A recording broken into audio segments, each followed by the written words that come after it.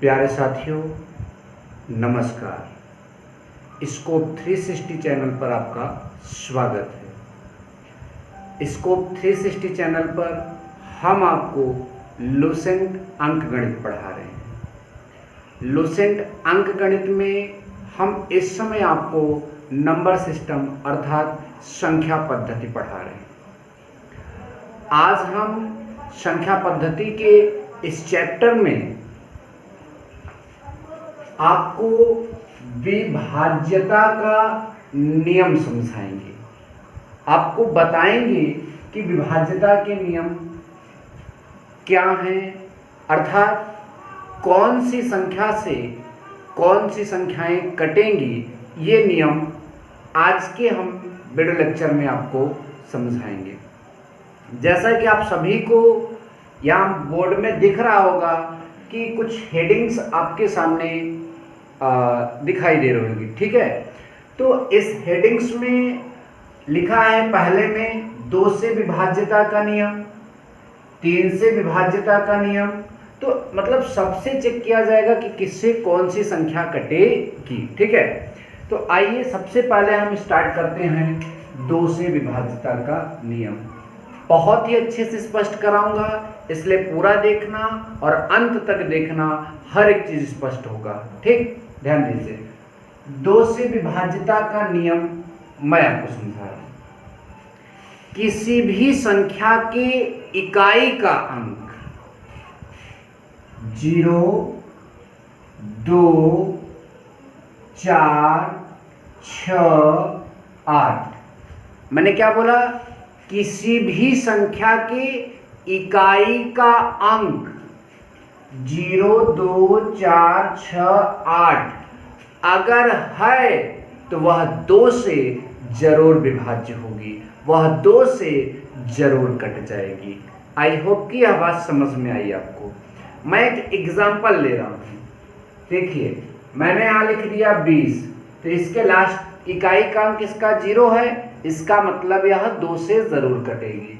मैंने लिख दिया यहाँ पर 48, इसमें इकाई का अंक 8 है, इसका मतलब यह भी 2 से जरूर कटेगा, ठीक है। तो जिस भी संख्या में इकाई का अंक 0, 2, 4, 6, 8 होगा, वह संख्या 2 से डेफिनेटली डिविजिबल होगी, अर्थात वह 2 से जरूर कटेगी।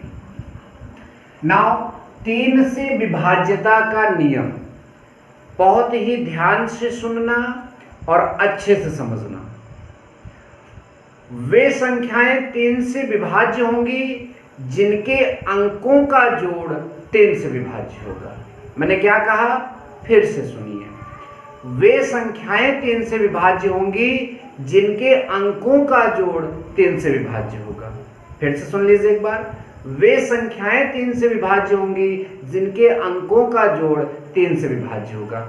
आइए एग्जाम्पल के थ्रू आपको समझाते हैं। जैसे हमारे सामने 48 दिया, हमें चेक करना है कि क्या ये 3 से डिविजिबल है। वैसे इसके 8 में इसके इकाई के अंक में इकाई में 8 आया तो 2 से तो हो जाएगा, लेकिन हमें ये दिया गया कि क्या 3 से डिविजिबल है। तो इसके लिए जो मैंने बताया कि अंकों का योग करिए, ठीक। तो अंकों का योग करते हैं, 8 4 कितना 12, और ये 3 से विभाज्य है तो ये जरूर आपका 3 से विभाज्य होगा। अंकों का योग अगर 3 से विभाज्य हो जाएगा तो संख्या भी 3 से विभाज्य होगी। आइए कुछ बड़ा नंबर लेते हैं।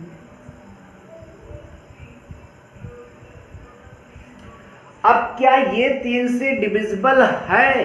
क्या ये 3 से कट सकता है? तो अंकों को जोड़िए। 2 2 4, 5 9, 3 12, और 12 3 से डिविजिबल होता है, 3 से कट जाता है, अर्थात यह पूरी संख्या भी 3 से जरूर कटेगी। आई होप कि 3 से विभाज्य होने का रोल आपको समझ में आ गया, नियम आपको समझ में आ गया, ठीक। चलिए अब हम 4 से विभाज्यता का नियम समझते हैं। मैंने यहाँ नियता लिख दिया, मुझे यहाँ नियम लिखना चाहिए, ठीक है। चलिए अब समझाते हैं आपको। जिस भी संख्या के इकाई और दहाई के अंक 0 होंगे, मतलब कोई संख्या है उसमें इकाई और दहाई दोनों के अंक अगर 0 होंगे तो वह संख्या 4 से विभाज्य होगी। और इकाई और दहाई पर जो अंक हैं उससे जो संख्या बनी है अगर वो 4 से विभाज्य है तो पूरी संख्या 4 से कटेगी। मतलब अगर इकाई और दहाई पर 0 रहेगा तब तो 4 से कटना ही कटना है। इसके अतिरिक्त इकाई और दहाई के जो अंक हैं वो दोनों मिलाकर अगर 4 से कट रहे हैं तो पूरी संख्या आपकी 4 से जरूर कटेगी। आइए हम आपको एग्जाम्पल के थ्रू समझाते हैं। हमारे पास है 100, हमारे पास है 500, हमारे पास है 528, हमारे पास है 616। ठीक, अब जो मैंने समझाया वो आप एग्जाम्पल में देखिए। इसके इकाई और दहाई दोनों के अंक 0 हैं, अर्थात यह 4 से कट जाएगा। इसमें भी इकाई और दहाई दोनों के अंक 0 हैं, अर्थात यह भी 4 से कट जाएगा। इसमें इकाई और दहाई पर जो संख्या बनी 28, यह 4 से डिविजिबल है, इसलिए पूरा का पूरा संख्या 4 से कट जाएगा। या लास्ट में 16 आ रहा है तो यह भी 4 से कट जाएगी। इकाई दहाई जो है वो 16 बना रहा है तो यह भी 4 से कट रहा है, तो पूरी संख्या भी 4 से कट जाएगी। आई होप कि आपको यह बात भी समझ में आ चुकी है। चलिए नेक्स्ट पर चलते हैं। चौथे नंबर में हमने लिखा 5 से विभाज्यता का नियम। मतलब कौन सी संख्याएं 5 से विभाज्य होंगी, कौन सी संख्याएं 5 से कटेंगी, ये यहां पर हमें समझना है। तो बड़े ध्यान से समझना, जिस भी संख्या के इकाई का अंक 0 या फिर 5 हो, 0 या फिर 5 हो, वो 5 से विभाज्य होगी। मैंने क्या कहा, फिर से सुनिए। जिस भी संख्या के इकाई का अंक 0 या 5 हो वह 5 से विभाज्य होगा। फॉर एग्जाम्पल आपका 50 ले लीजिए, आपका 700 ले लीजिए, 525 ले लीजिए, 615 ले लीजिए। ठीक है, तो इसके इकाई में 0 है, अर्थात यह 5 से विभाज्य होगा। इसके भी इकाई में 0 है, अर्थात यह भी 5 से विभाज्य होगा। इसके इकाई में 5 है, अर्थात यह भी 5 से विभाज्य होगा। इसके इकाई में 5 है, अर्थात यह भी 5 से विभाज्य होगा। 5 से विभाज्य होने के लिए इकाई के अंक में 0 या 5 होना अति आवश्यक है। नाउ यह वाला भी हो गया। अब अगला हमारा जो टॉपिक है 6 से विभाज्य होने का नियम। तो एक बात याद रखना, जो संख्या 2 से और 3 से विभाज्य हो चुकी है वह 6 से जरूर विभाज्य होगी। मैंने क्या कहा, जो संख्या 2 से और 3 से विभाज्य हो चुकी है वह 6 से जरूर विभाज्य होगी। अब जैसे हमारे पास 24 है, हमारे पास 36 है, हमारे पास 54 है, यह 2 से भी विभाज्य होगा क्योंकि लास्ट में 4 है और 4 2 6, 3 के पार 6 आता है तो ये 3 से भी विभाज्य है, तो यह आपका 6 से विभाज्य होगा। यह भी 2 और 3 से विभाज्य है, इसलिए यह भी आपका 6 से विभाज्य होगा। यह भी 2 और 3 से विभाज्य है, इसलिए यह भी आपका 6 से विभाज्य होगा। 6 से विभाज्य होने का यही रूल है, जो 3 और 2 दोनों से विभाज्य हो वह 6 से जरूर विभाज्य होगी। आई होप कि यह बात भी आपको समझ में आई। ठीक है, चलिए 5 हो गया, अभी 5 और बाकी है। 7 से विभाज्यता का नियम, ये थोड़ा महत्वपूर्ण है, इस पर आप जरा ध्यान दीजिएगा। 7 से विभाज्यता के लिए मैं एग्जांपल्स ले रहा हूं 133, ध्यान देना। ठीक, और एक छोटा सा एग्जांपल और ले रहा हूं 133 हो गया, आपका 343। ठीक, उसके बाद एक एग्जांपल मैं और ले रहा हूं, मान लीजिए 3 अंक में ही लेता हूं, ये आपका 7777। अब क्या 7 से विभाज्य ये तीनों हैं, इसके लिए मैं जो रूल बता रहा हूं ध्यान देना। 7 से विभाज्य है कि नहीं ये चेक करने के लिए आप इकाई के अंक का 2 गुना कर दीजिए, और जो 2 गुना आए उसे आप पूरी संख्या में से, मतलब जो बचा है अंक उसमें से आप घटा दीजिए। अगर इतना करने के बाद वो 7 से कट रहा है तो पूरी संख्या 7 से कटेगी। चलिए चेक करते हैं।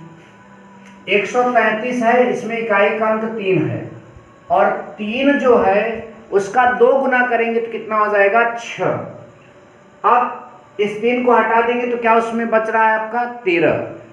अब उसी 13 में से जो 6 आया है घटा दीजिए। 13 में से 6 घटेगा आया कितना 7, और 7 तो खुद 7 से डिवाइड हो जाएगा, अर्थात पूरा 133 आपका 7 से कट जाएगा। 133 7 से डिविजिबल हो जाएगा। ठीक है।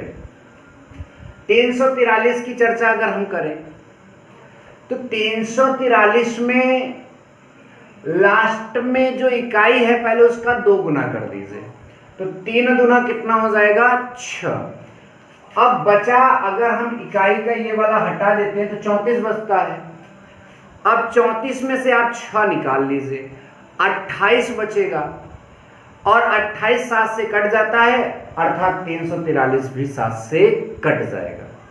Now next is 777। उसमें लास्ट वाले संख्या का आप 2 गुना कर दीजिए 14, और 77 में से 14 घटा देंगे तो आपको 63 मिलेगा, और 63 7 से कट जाता है, 63 60 से डिविजिबल होता है, अर्थात पूरी संख्या 7 से जरूर कट जाएगी। राइट। चलिए ये आपको समझ में आ गया। उसके बाद 8 से विभाज्यता का नियम। अगर किसी संख्या के इकाई दहाई सैकड़े के स्थान शून्य हो तो वह संख्या 8 से कट जाएगी, और यदि किसी संख्या की इकाई दहाई और सैकड़े के स्थान पर जो अंक है उनसे जो बन जाएगी संख्या वो 8 से कट रही है तो पूरी संख्या 8 से कट जाएगी। 2 एग्जाम्पल से 3 एग्जाम्पल समझते हैं। सबसे पहले 1000 ले लेते हैं, फिर हम ले लेते हैं ये आपका, ठीक है, फिर हम ले लेते हैं ये आपका, ठीक। अब इसकी इकाई दहाई सैकड़े के स्थान पर शून्य है, अर्थात यह 8 से कट जाएगा। इसमें इकाई दहाई सैकड़े के स्थान पर जो लेकर अंक जो संख्या बनी वो 128 है, तो ये आपका 128 8 के पहाड़ा में आएगा। तो देखिए यहाँ से 8 इक्का 8, 4 बचा 48, 8 छंग 48, अर्थात कट जा रहा है, तो यह भी पूरा संख्या 8 से कट जाएगा। ऐसे 144 लास्ट में 3 अंकों पर है, वह भी 8 से कटता है, तो पूरी संख्या 8 से कट जाएगी। आई होप कि यह बात भी आपको समझ में आई। 9 से विभाज्यता का नियम, जो 3 का नियम था वही 9 से भी होगा। सभी अंक को जोड़ लीजिए, अगर वो 9 के पहाड़ा में आया तो 9 से कट जाएगा, नहीं आया तो नहीं कटेगा। सबसे पहला मैं एग्जांपल ले रहा हूँ 729, ठीक। फिर मैं ले रहा हूं ये, इसमें जोड़िए 7 तो 9 9 18, 9 के पहाड़ा में 18 आता है, इसका मतलब ये 7 से कट जाएगा। इसमें 9 1 10 8 18 9 27, तो 9 के पहाड़ा में 27 आता है, इसलिए यह भी आपका 9 से कट जाएगा। आई होप कि यह बात भी आपको समझ में आई। आपका 9वां नंबर 10 से विभाज्यता का नियम। देखो बच्चों, 10 से वो संख्या विभाज्य होंगी जिनके इकाई का अंक शून्य होगा, बस इसमें और कुछ नहीं समझना है, ठीक है। और इसके एग्जाम्पल लेने की जरूरत भी नहीं, जिसमें भी इकाई का अंक शून्य होगा वो 10 से विभाज्य हो जाएगा, तो इसमें कोई दम नहीं है। 11 से विभाज्यता का नियम, तो मैं कुछ उदाहरण ले रहा हूं। मैंने लिया 133, सॉरी 133 नहीं कटेगा यार, ठीक है। मैंने लिया 132, मैंने लिया 121, मैंने लिया 1321, ठीक। तो 11 से विभाज्य होने का जो रूल मैं बता रहा हूं, बड़े ध्यान से देखना। इसमें आपको ये करना होगा कि सम स्थानों के अंकों का आप योग निकाल लीजिए और विषम स्थानों के अंकों का योग निकाल लीजिए। अगर उनका अंतर शून्य आ जाए और 11 से या फिर 11 से कट जाए तो पूरी संख्या 11 से कट जाएगी। आई होप कि आपको यह बात समझ में ही नहीं आई, तो मैं फिर से समझा रहा हूं, फिर एग्जाम्पल में आपको बताऊंगा। मैंने बताया कि जो दी गई संख्या है उसके सम स्थानों का योग और विषम स्थानों का योग निकाल लीजिए, फिर उनका अंतर निकालिए। सम स्थानों के अंकों के योग का और विषम स्थानों के अंकों के योग का अंतर निकालिए। अगर वो 0 आया तो संख्या 11 से कट जाएगी, या फिर वो 11 के पहाड़ा में आया तो भी संख्या 11 से कट जाएगी। आइए देखते हैं। जैसे इसमें तो ये पहला स्थान है, ये तीसरा स्थान है, तो पहला और तीसरा विषम स्थान हो गया, तो विषम स्थानों के अंकों का योग कितना हुआ बच्चा? 3, ठीक है। और यहाँ सम पर तो एक ही अंक है, तो वो 3 में से 3 गया, कितना आया? 0। मैंने कहा था कि सम स्थानों के अंकों का योग और विषम स्थानों के अंकों का योग अगर 0 आया तो संख्या 11 से जरूर कट जाएगी, तो यह 11 से कट जाएगी। ऐसे इसमें विषम पर 1 है, फिर विषम मतलब पहला स्थान और तीसरा स्थान पर 1 है, 1 1 2 और दूसरे स्थान पर 2 है, 2 में से 2 गया, फिर 0 आ गया, अर्थात यह भी आपका कट जाएगा, ठीक है, 11 से। अब यहाँ पहले स्थान पर 1 और तीसरे स्थान पर 3, तो विषम स्थानों पर 1 और 3 मतलब 4 हो गया, 3 दूसरे स्थान पर और चौथे स्थान पर आपका 1, तो सम स्थानों पर आपका जो है वो 3 1 4 फिर से बन रहा है, तो सम स्थानों और विषम स्थानों के अंकों का योग बराबर है, तो दोनों का अंतर 0 आएगा, और जब अंतर 0 आएगा तो दी गई संख्या आपका 11 से जरूर कट जाएगी। तो इस तरह से आज की क्लास में विभाज्यता के नियम में मैंने 10 बातें आपको समझाई और आपको शायद ये बात समझ में आई। प्यारे साथियों, अगर आपको जरा सा भी वीडियो मेरा अच्छा लगा हो तो प्लीज़ लाइक और शेयर ज़रूर करना वीडियो को, और हमारे चैनल पर आप पहली बार आए हो तो चैनल को सब्सक्राइब भी जरूर कर लेना। अब आगे हम लुसेंट गणित में कुछ प्रमुख सूत्र हैं उनको बताएंगे, और उसके बाद लुसेंट गणित के नंबर सिस्टम का जो प्रश्नावली है उसे हम आपको जरूर सॉल्व कराएंगे, ठीक है। आज के वीडियो लेक्चर में प्यारे साथियों बस इतना, मिलेंगे नेक्स्ट वीडियो लेक्चर में, तब तक के लिए आप सभी से good bye, take care, and अंत में भारत माता की जय, वंदे मातरम।